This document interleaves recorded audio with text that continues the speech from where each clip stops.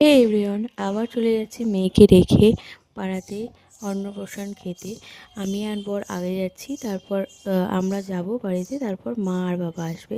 ঢুকতেই দেখো এত সুন্দর গেট করেছে, তারপর এই পুতুলটা করেছে। বাচ্চাদের বেশ মনোরঞ্জনের একটা ব্যাপার। যেতে এতটাই দেরি হয়ে গেছে যে যার অন্নপ্রাশন সেই কিন্তু প্রায় ঘুমিয়ে গেছে বলতে গেলে। তো গিয়ে ছবি টবি তুলে নিলাম, শুধু পুচকাটা ঘুমিয়ে পড়েছে। তো এই ফটোতেই দেখে নাও তোমরা। এরপর চলো খাওয়া দাওয়ার পালা।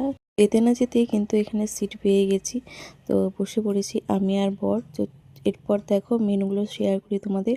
পাতা, এই যে জোয়ান, সাবান দিয়ে দিয়েছিল, তারপর বেবি নান, কাবলি দিয়ে একটা তরকারি দিয়েছিল, পাট ভাজা, কাঁঠাল চিংড়ি, তারপর পাবদা, তারপর খাসির মাংস, তারপর চাটনি, পাঁপড়, মিষ্টি। আমরা এদিকে খাওয়া দাওয়া শেষ করতে থাকি, আর তোমরা কিন্তু ব্লগটা লাইক কমেন্ট শেয়ার করতে ভুলো না। তো আজকের মতন চলো টাটা, দেখা হচ্ছে নেক্সট ব্লগে।